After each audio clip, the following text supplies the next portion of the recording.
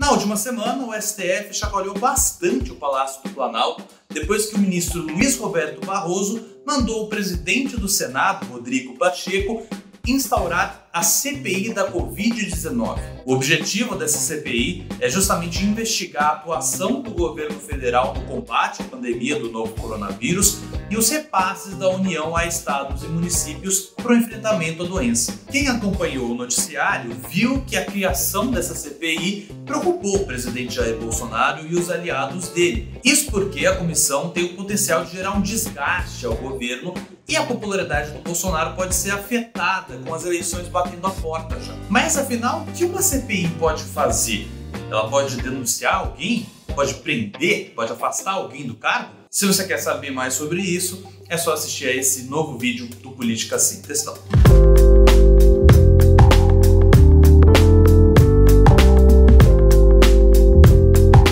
Vamos começar com a explicação da sigla CPI. Se você já assistiu ao nosso vídeo sobre como funciona a CCJ, você já vai saber. Mas para quem ainda não assistiu, corre lá e assiste aqui, vou deixar o link. Uma CPI é uma comissão parlamentar de inquérito. As CPIs estão no grupo das comissões parlamentares temporárias, ou seja, elas são criadas para um objetivo específico e com tempo determinado para encerrar. No caso de uma CPI, ela é um recurso para se investigar um fato de relevante interesse para a vida pública e para a ordem constitucional, legal, econômica e social do país. Aliás, ter um fato determinado é o primeiro requisito a ser preenchido no requerimento para a criação da Comissão Parlamentar de Inquérito. Existem ainda outros, como a definição do número de membros, titulares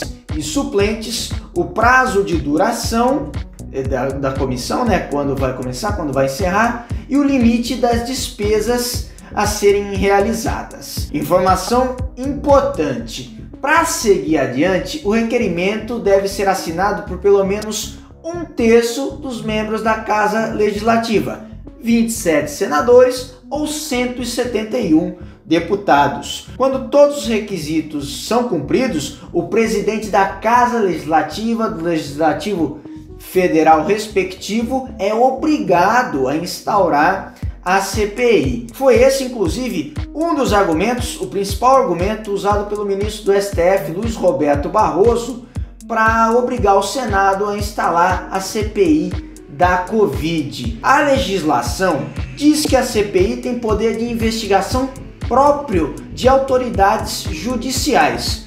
Isso significa dizer que uma comissão de inquérito pode, olha, é bastante coisa, vou até pedir o papelzinho para citar todas as coisas que pode fazer. Inquirir, interrogar testemunhas que têm o compromisso de dizer a verdade. Ouvir suspeitos que têm o direito ao silêncio para não se incriminarem. Claro, prender somente em caso de flagrante delito. Requisitar da administração pública, direta, indireta ou fundacional, informações e documentos. Tomar o depoimento de autoridades. Requerer a convocação de ministros de Estado.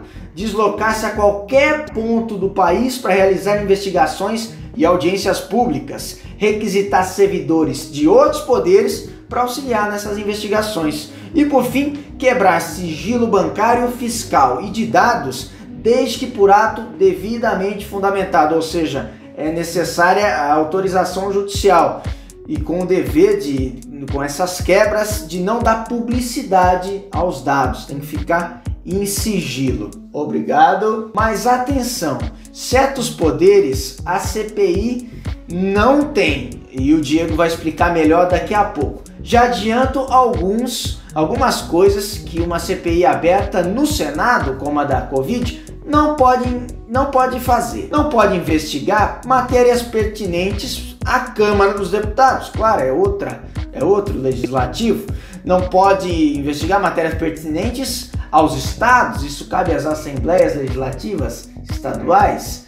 E não pode também ir atrás das matérias pertinentes às atribuições do Poder Judiciário, outro poder que cuida de si próprio. Ao final dos trabalhos, a Comissão Parlamentar de Inquérito enviará seu relatório e as suas conclusões à mesa diretora do Senado, no caso da CPI da Covid-19, para o conhecimento do plenário, ou seja, do conjunto de senadores, e dali por diante vão se definir vai se definir o que será feito com as conclusões com base no relatório. Tá, mas depois disso, o que acontece? Os investigados são presos? São processados? Acontece alguma coisa com eles de fato? Bom, pelo menos logo depois da CPI, realmente não acontece muita coisa. É por isso que as CPIs têm essa fama de acabar em pizza. Mas essa, entre aspas, falta de ação tem uma explicação. CPIs não têm o poder de punir investigados. Como o Reni disse, tem uma lista de coisas que a CPI não pode fazer.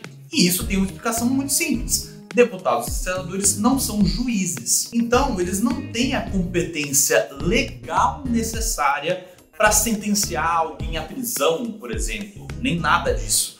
Só juízes que podem fazer isso. E essa não é a única restrição. Uma CPI não tem o poder de determinar medidas cautelares, como prisões provisórias ou indisponibilidade de bens, por exemplo. E nem uma série de outras coisas, como expedir mandados de busca e apreensão, confiscar passaportes, grampear ligações telefônicas, entre outros. Todas essas ações exigem decisões judiciais. E, de novo, senadores e deputados não são juízes. E aí algumas pessoas podem pensar: nossa, que perda de tempo! Por que fazer todas essas investigações se no final ninguém vai preso? Mas quem disse que ninguém vai preso? Só porque os parlamentares não podem punir ninguém, nem prender ninguém, isso não significa que toda a investigação foi em vão. Tem muita coisa que acontece depois do fim de uma CPI. De acordo com a lei, o relatório da Comissão Parlamentar de Inquérito deve ser enviado não só para a mesa diretora, para conhecimento do plenário, mas também para o Ministério Público, o MP, e para a Advocacia Geral da União, a AGU. São justamente o MP e a AGU que vão promover a responsabilidade civil e criminal dos culpados e tomar outras medidas legais, como abrir um processo judicial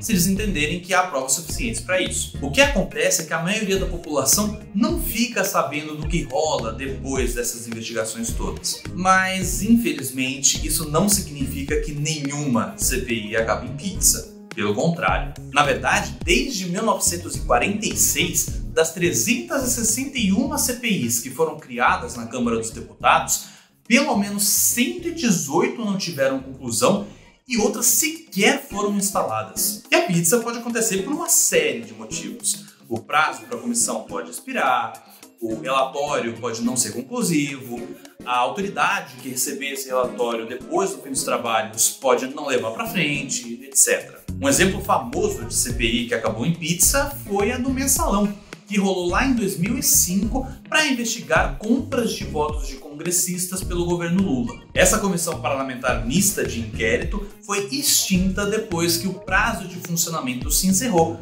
e nenhum relatório final foi apresentado. Segundo o relator, os parlamentares precisavam de mais tempo para completar as investigações, mas pelo menos algumas das descobertas foram reaproveitadas na CPMI dos Correios, que levou à condenação de 25 pessoas. Agora, a CPI da vez é a CPI da Covid-19, e ela já tem as suas peculiaridades, né, Reni? A CPI da Covid já poderia ter sido instalada há muito tempo no Senado Federal. Líder da oposição, o Randolfo Rodrigues, protocolou no dia 4 de fevereiro o pedido para sua instalação. O requerimento do parlamentar da Rede Sustentabilidade já reunia a assinatura de 30 senadores, portanto mais do que o mínimo de 27 para a criação da comissão. Mas o presidente do Senado, o Rodrigo Pacheco, sentou em cima da questão. Ele se recusava a ler o requerimento no plenário da casa, o que daria pontapé inicial nos trabalhos. Pacheco sempre foi abertamente contra a CPI, seja por uma posição pessoal dele como líder de poder, ou por ter alguma relação com o presidente Jair Bolsonaro. Afinal, Bolsonaro apoiou a sua candidatura à presidência do Senado, então com votos de aliados de Bolsonaro, Pacheco foi eleito, assim como votos de tantos outros congressistas. Bem, o fato é que ele sempre foi contra O Pacheco alegava, por exemplo, que a CPI não teria soluções imediatas para o problema da pandemia e que depois os culpados seriam apontados e responsabilizados, segundo ele. Bem, fato é que as mortes por coronavírus dispararam no Brasil neste ano, sobretudo no mês de março. E uma dessas vítimas da Covid foi o senador Major Olímpio, de São Paulo. O Major ficou vários dias internado e acabou falecendo por conta da Covid no dia 18 do mês passado. E a morte do Major sensibilizou vários dos seus colegas, ele era muito querido dentro da casa, e isso só fez aumentar a pressão para que o presidente do Senado, Rodrigo Pacheco, determinasse a instalação da CPI da Covid-19. Vale destacar, inclusive, que o Major Olímpio foi um dos senadores que assinaram o requerimento do Randolfo Rodrigues para a criação da CPI. E mesmo com o aumento da pressão, o senador Rodrigo Pacheco, presidente do Senado, continuou ignorando a instalação da CPI até que a questão fugiu das mãos dele. E o que aconteceu? 2 senadores, o Alessandro Vieira e o Jorge Cajuru, entraram com um mandado de segurança, uma ação por desrespeito a direitos, no Supremo Tribunal Federal, para que o STF obrigasse o Senado a criar a comissão da Covid-19. E os senadores foram atendidos no mesmo dia, 8 de abril, pelo ministro do Supremo Tribunal Federal, Luiz Roberto Barroso. Na liminar que concedeu, Barroso disse que já estavam preenchidos os requisitos para a CPI ser criada, aqueles requisitos que a gente falou lá no começo, e que não cabia a conveniência política do presidente da Casa Legislativa, no caso Rodrigo Pacheco, ficar segurando e determinar quando ele quisesse, a seu bel prazer, quando seria finalmente criada a CPI. Então o Supremo obrigou o Senado a criar a comissão parlamentar de inquérito. A decisão do Barroso, como eu disse, era em caráter liminar e acabou confirmada pelo plenário do Supremo no dia 14 por 10 votos a 1. Só o Marco Aurélio Mello, na verdade ele nem divergiu, ele só disse que não precisava estar votando aquela matéria, mas em todo caso chancela do plenário colegiado todo do Supremo. O Pacheco, mesmo contrariado, falou que ia respeitar a decisão judicial. Eu considero que CPI de pandemia, neste momento, nessa quadra histórica do Brasil, com a gravidade da pandemia que nos exige união, vai ser um ponto fora da curva. E para além de um ponto fora da curva, pode ser o coroamento do insucesso nacional do enfrentamento à pandemia. A CPI poderá sim ser um papel de antecipação de discussão político-eleitoral de 2022, de palanque político, que é absolutamente inapropriado para esse momento da nação. Um pequeno parênteses aqui, o STF já obrigou o Legislativo a instalar comissões parlamentares de inquérito em pelo menos 3 oportunidades. Durante o governo Lula, em 2005, obrigou o Senado a instalar a CPI dos bingos. E em 2007, fez a Câmara dos Deputados criar a comissão para investigar o apagão aéreo. Foi a CPI do apagão aéreo. Já no governo Dilma, em 2014, fez o Senado de novo, o STF fez de novo o Senado a instituir uma CPI, era a CPI da Petrobras. Ainda nessa janelinha, o presidente Jair Bolsonaro, em 2007, à época deputado de oposição, foi a favor que o STF obrigasse o Legislativo a instalar a CPI do apagão aéreo. Hoje, no poder, no cargo de presidente, ele atacou a decisão do Luiz Roberto Barroso. Vamos ouvir. Eu espero que o Supremo tenha, apesar do que eu falei aqui, é o Supremo. Eu espero que tenha uma decisão lá voltada para a razoabilidade e deixe instalar a CPI. Por que o governo tem a CPI? Barroso, nós conhecemos o teu passado, a tua vida, o que você sempre defendeu, como chegou ao Supremo Tribunal Federal, inclusive defendendo o terrorista Cesare Battisti. Tá? Então, use a sua caneta para boas ações em defesa da vida e do povo brasileiro, e não para fazer politicalha dentro do Senado Federal. Por fim, como ficamos? O governo, ao ver que não teria jeito, a CPI iria acontecer, vai acontecer, o governo começou a pensar maneiras para diminuir os possíveis efeitos que ela poderia ter. Como assim? No dia 12 deste mês, o senador Eduardo Girão, um aliado do presidente Jair Bolsonaro, conseguiu 34 assinaturas para aumentar o escopo da CPI. Como assim? Para ela investigar mais coisas. O requerimento de Randolfo Rodrigues falava em se investigar ações e omissões do governo federal no enfrentamento à pandemia, em especial o colapso na saúde do Amazonas, com direito até à falta de oxigênio hospitalar, pacientes morrendo por asfixia. No requerimento do senador Girão, também seriam investigadas eventuais irregularidades nos repasses no uso dos recursos da União repassados a estados e municípios. Como já explicamos lá no começo do vídeo, a CPI em si não pode investigar os estados, uma pressão que era feita pelo presidente Jair Bolsonaro. No dia 13, um dia depois desse requerimento conseguido pelo Girão, enfim, o presidente do Senado, Rodrigo Pacheco, leu o requerimento da CPI da Covid, juntando em um só os pedidos de Randolfo Rodrigues e Eduardo Girão.